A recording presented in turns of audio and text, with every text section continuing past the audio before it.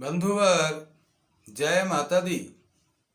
आपका अपने चैनल आचार्य ऋषि शर्मा पर हार्दिक स्वागत है।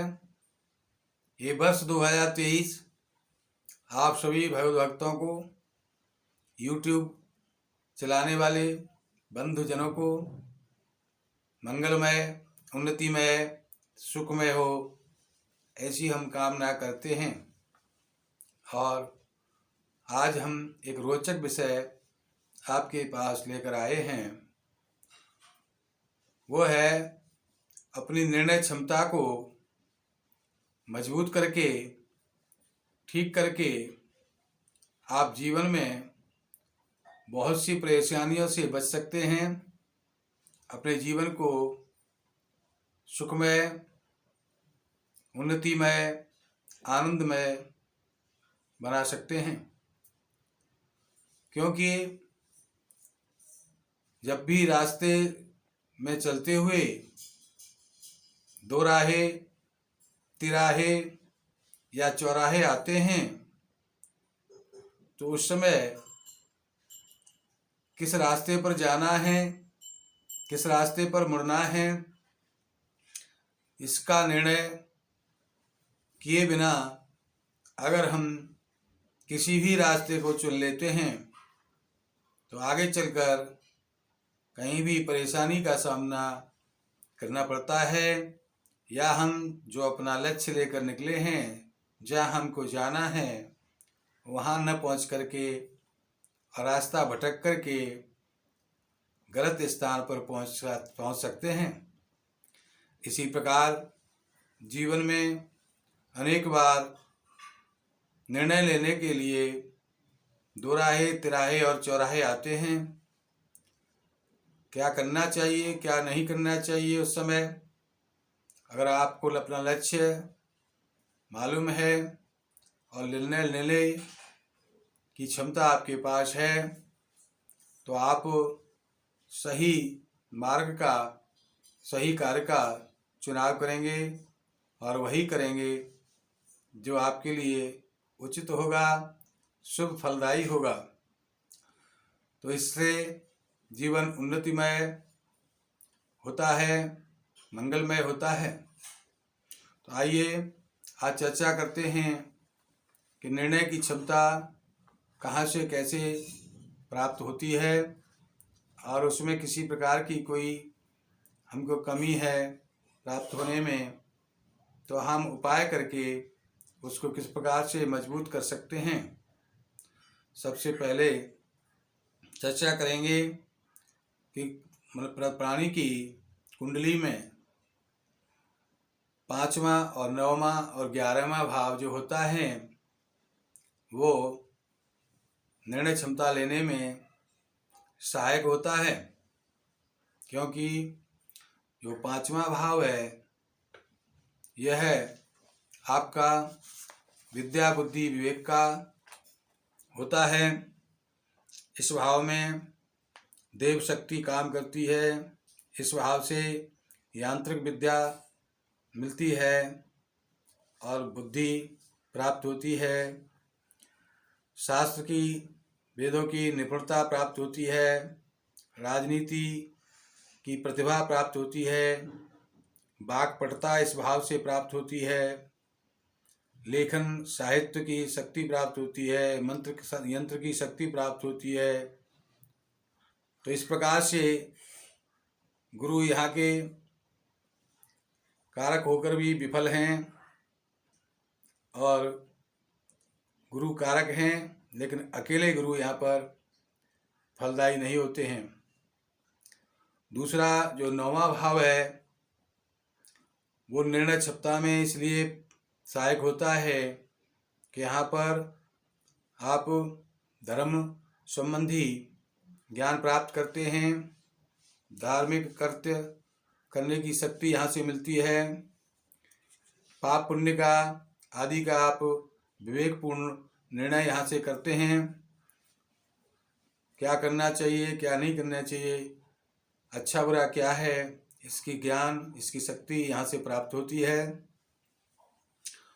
और उदारता, दान करने की शक्ति दैविक शक्ति जो अंदर से प्रेरणा देती है कि ऐसा करना चाहिए, ये आपके लिए शुभ है, ये आपके लिए अशुभ है। तो इस प्रकार की शक्ति प्राप्त होती है। यहाँ से यंत्र मंत्र साधना की शक्ति प्राप्त होती है, शील संतोष मिलता है, यहाँ से संपन्नता प्राप्त होने की शक्ति मिलती है।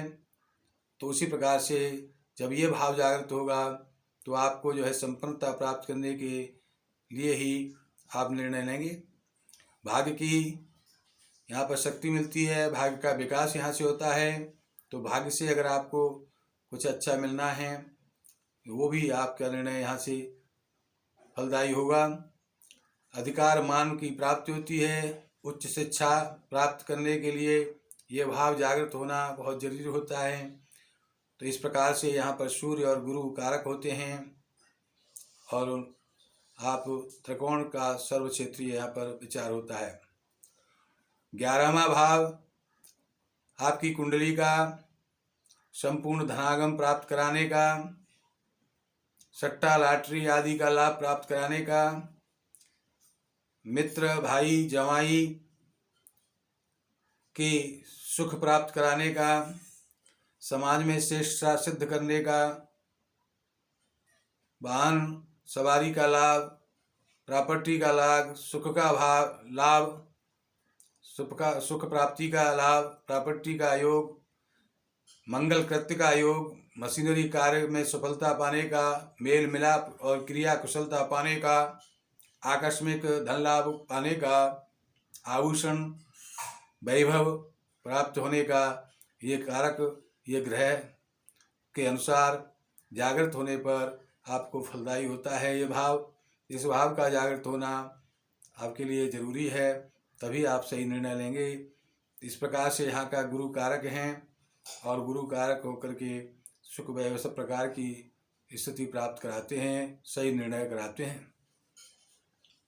तो ये 3 भाव आपके निर्णय क्षमता में प्रभावकारी होते हैं और इन्हीं 3 भावों से हम विचार करके बताते हैं कि आप किस प्रकार से अलग अलग ग्रहों के तत्वों के प्रभाव से, इन भावों में के जागृत होने न होने के प्रभाव से किस प्रकार से निर्णय क्षमता का आकलन किया जाता है।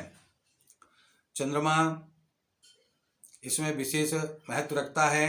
चंद्र ग्रह ये मन का कारक होता है और निर्णय क्षमता में इसकी विशेष भूमिका होती है कि मन एव मनुष्याणाम बंधनम का कारणम बंध मोचनात्। ये जो शास्त्र का सूक्त है कि मनसा जायते चंद्र, चंद्रमा की उत्पत्ति भी मन से उत्पन्न हुई है या चंद्रमा से मन की उत्पत्ति होती है। तो इस प्रकार से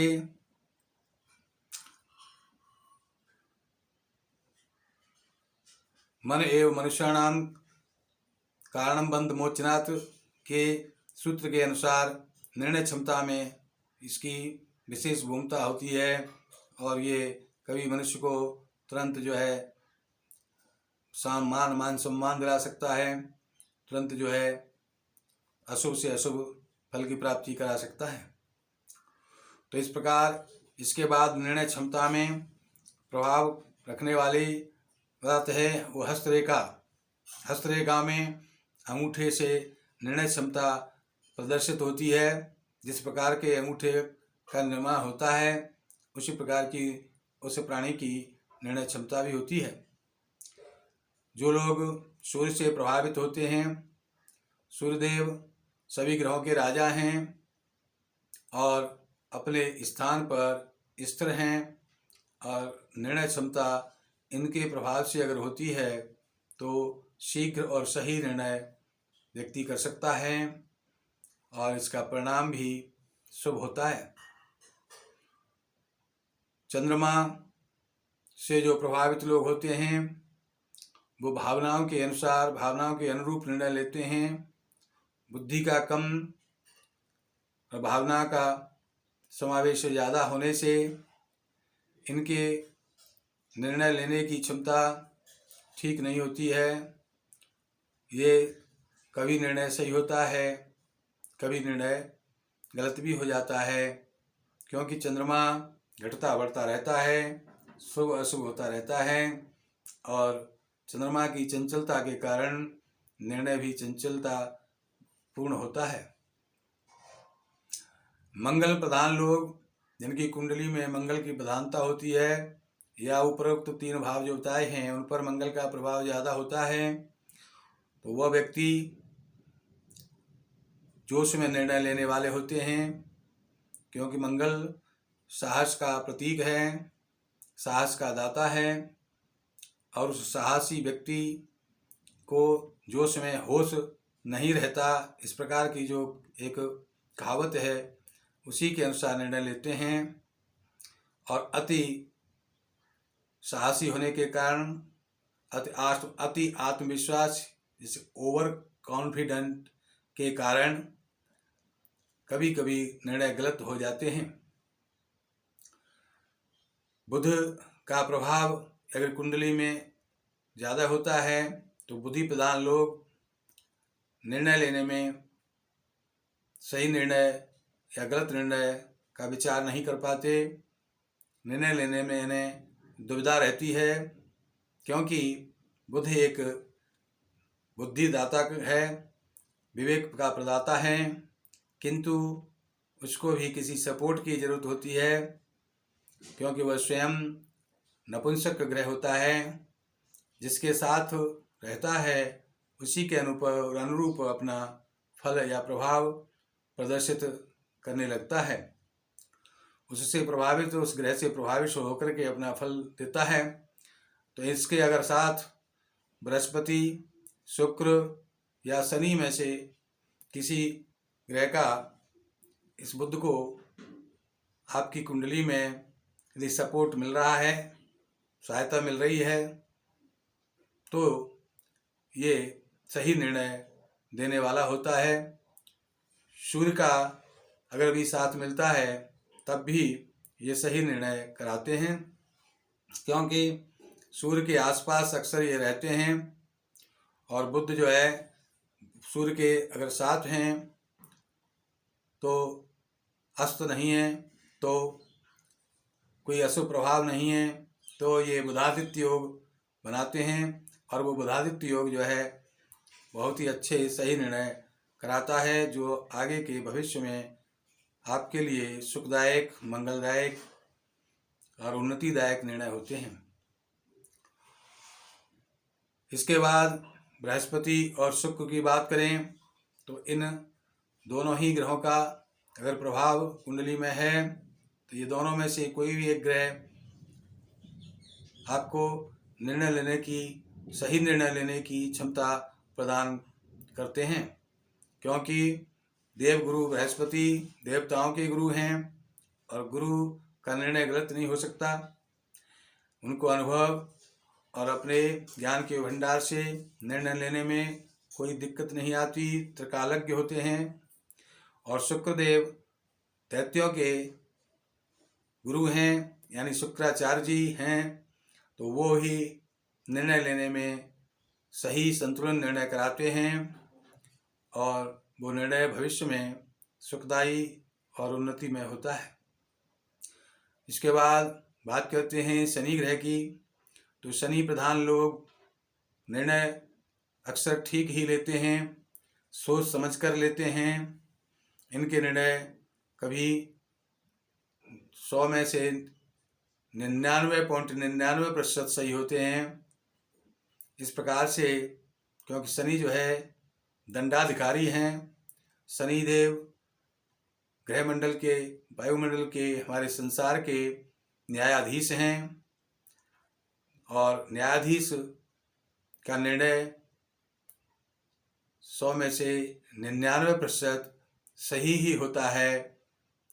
इस प्रकार से वो हमारे सांसारिक न्यायाधीश जैसे नहीं है कि उचित अनुचित का विचार किए बिना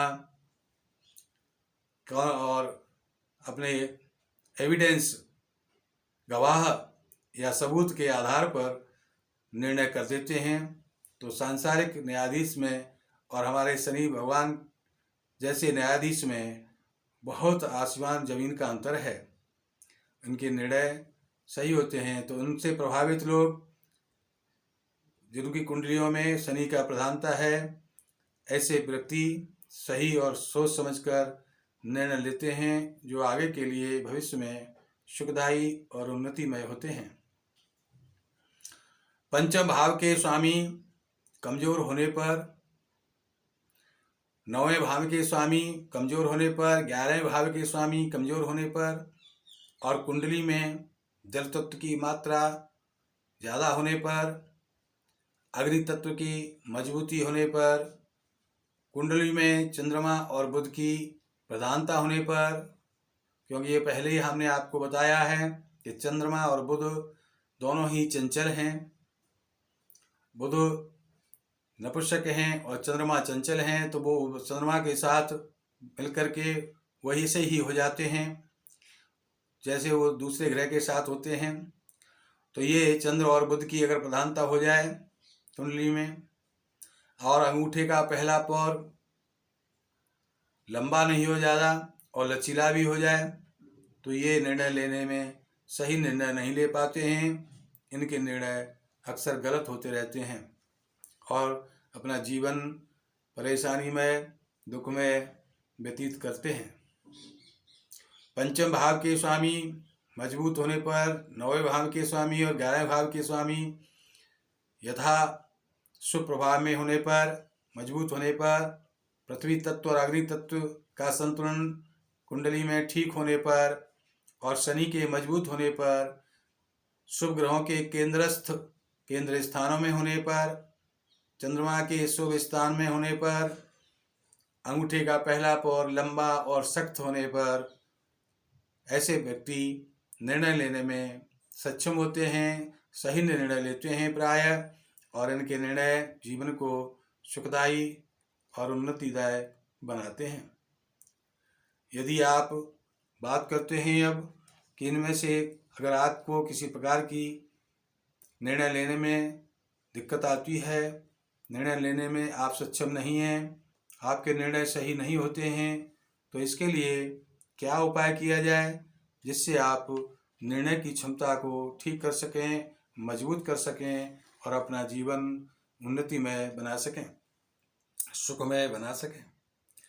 सबसे पहला उपाय है कि प्रातः सूर्योदय से पूर्व जागें और 1 घंटे के अंदर, सूर्योदय के बाद 1 घंटे के अंदर अंदर भगवान सूर्य को जल प्रदान करें। जल में थोड़ी रोली डालें पुरुष लोग, और स्त्रियां जो है जल में हल्दी डाल करके भगवान सूर्य को नित्य जल प्रदान करें। जल प्रदान करने की, अर्घ्य देने की जो प्रक्रिया है उसका पूरा ध्यान रखें, क्योंकि बिना प्रक्रिया के किया गया कार्य जो है वो फलदायी नहीं हो पाता है। उसकी सही प्रक्रिया अपनानी चाहिए। इस प्रकार से भगवान सूर्य को जल दे करके वहीं पर खड़े होकर हाथ ऊपर करके या पीठ करके भगवान की तरफ, सूर्यदेव की तरफ कम से कम 1 माला गायत्री या 27 बार गायत्री मंत्र का मन में जाप करें, और हल्का सा आप जीभ होठ चलाते हुए भी कर सकते हैं, आवाज़ नहीं निकलनी चाहिए। इस प्रकार से आप जैसा करते हैं तो निर्णय क्षमता में आपके वृद्धि होगी, मजबूती आएगी और आपका जीवन सुखदायी होने लगेगा। दूसरा उपाय आप कर सकते हैं, महीने में 2 बार एकादशी आती हैं, उनको आप एकादशी का व्रत धारण करके निर्णय क्षमता को मजबूत कर सकते हैं। एकादशी का व्रत नियमानुसार करेंगे, उसे भी नियम पूर्वक करने से ही फल मिलेगा। इसलिए अनियमित ताते किया गया कार्य क्योंकि उसको फलदायी नहीं हो सकता। तीसरा उपाय आप कर सकते हैं कि 2 महीने की एक पूर्णिमा आती है, हर महीने पूर्णिमा आती है। पूर्णिमा को जलीय आहार लेकर या फलाहार लेकर उपवास रखें, और इस प्रकार से आप उपवास रख करके शाम को चंद्रदेव को उदय होते ही जल अर्घ्य प्रदान करके, नियमानुसार उनका जो नियम है उस प्रकार से जल अर्घ्य प्रदान करके अपने व्रत को पारण करें और व्रत का पालन करें। सात्विक भोजन प्रदान प्राप्त करें, किसी प्रकार की कोई तामसी भोजन उसमें ग्रहण न करें। ऐसा करने से भी निर्णय क्षमता ठीक होने लगेगी, मजबूत होने लगेगी। अगला उपाय, भगवान शिव के पंचाक्षरी मंत्र को नमः शिवाय नमः शिवाय ऐसा यथाशक्ति जप करें, या भगवान कृष्ण के, भगवान विष्णु के, सर्वेश्वर भगवान के ओम नमो भगवते वासुदेवाय मंत्र का यथाशक्ति जाप करें। काम करते हुए जाप करें, बैठकर जाप करें, खड़े होकर जाप करें, सोने से पहले जाप करें, जगने के बाद जाप करें। इस यह जाप ऐसे हैं दोनों कि इनको आप हर समय कर सकते हैं, किसी भी समय कर सकते हैं, कितना भी कर सकते हैं। जितना ज़्यादा से ज़्यादा करेंगे आपकी निर्णय क्षमता भी ठीक होती जाएगी। इसके बाद अगला उपाय है, शनिवार के दिन पीपल की जड़ में गुड़ का पानी डालें मिला हुआ, और शाम को सूर्यास्त के बाद उन्हें चौमुखा दीपक दान करें सरसों के तेल का, और पीपल के नीचे रख कर के पीपल की हो सके परिक्रमा करें, नहीं हो सके तो खड़े होकर शनि मंत्र का वहाँ पर आप जप कर सकते हैं यथाशक्ति, और प्रार्थना करके आप अपनी निर्णय क्षमता को ठीक कर सकते हैं। अगला उपाय रत्न धारण करके किया जा सकता है।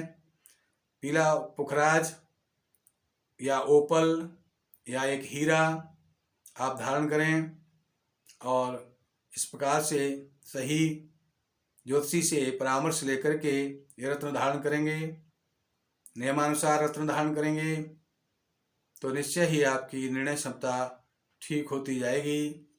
और इस प्रकार से आप अपनी निर्णय क्षमता को मजबूत करके, निर्णय क्षमता को शुभ करके शुभदायक फल प्राप्त कर सकते हैं। सही निर्णय करते हुए अपने जीवन को सुखमय उन्नतिमय बनाने में आप अपना प्रयास कर सकते हैं। आपका जितना प्रयास होगा उतना ही आपको लाभ होगा। यह भगवान का आदेश है, ये शास्त्रों का कथन है। शास्त्रों में जो वर्णित है वही हम आपके सामने प्रस्तुत करते हैं। हम कहीं से भी किसी प्रकार की अनर्गल बात आपको नहीं बताएंगे, क्योंकि शास्त्रों में जो भी लिखा है वो सब सत्य है। जिसने भी उसको चैलेंज करने की कोशिश की उसका परिणाम आप जानते हैं कि उनको जो है चैलेंज का क्या फल मिला। इसलिए वेद शास्त्रों में बताई हुई सभी बातें अपनी जगह पर, अपने स्थान पर सत्य हैं, शाश्वत हैं और सनातन हैं। इसीलिए हमारा धर्म सनातन धर्म कहा जाता है, और सनातन धर्म वाले व्यक्तियों को ये उपाय करके अपना जीवन सुखमय बनाने में आसानी होती है। क्योंकि जिस प्रकार से आप जून की दोपहरी को रोक नहीं सकते, लेकिन छाता लेकर के आप चलें या एसी गाड़ी में बैठकर चलें या अन्य किसी प्रकार का आप अपनी शक्ति सामर्थ्य के अनुसार उपाय करके निकलें तो निश्चय ही आपको उस जून की दोपहरी से बच सकते हैं। तो ऐसे ही आप इन नियमों को, इन उपायों को करके आप अपनी परेशानियों को, अपने जीवन को सुखमय कर सकते हैं। परेशानियों को दूर कर सकते हैं, उनकी तीव्रता को कम कर सकते हैं। जय माता दी। हमारा चैनल, हमारा प्रोग्राम प्राप्त करने के लिए आचार्य DC शर्मा चैनल को सब्सक्राइब करें, लाइक करें, शेयर करें और शेयर करके पुण्य प्राप्त करें। क्योंकि जितनी अच्छी बात आप लोगों तक भी पहुंचाएंगे तो आपको भी उसका पुण्य अवश्य ही प्राप्त होगा। यदि उनका जीवन आपके हमारे द्वारा बताए नियम से अगर उनका जीवन सुखमय होता है, उन्नति में होता है, तो निश्चय ही उसके पुण्य की प्राप्ति हमको आपको होगी। किसी भी प्रकार की समस्या समाधान के लिए हमारा निःशुल्क नंबर 8630379775 को नोट करें और पुनः एक बार आपकी मंगलमय जीवन के लिए कामना करते हुए रानी को विराम देते हैं। जय माता दी।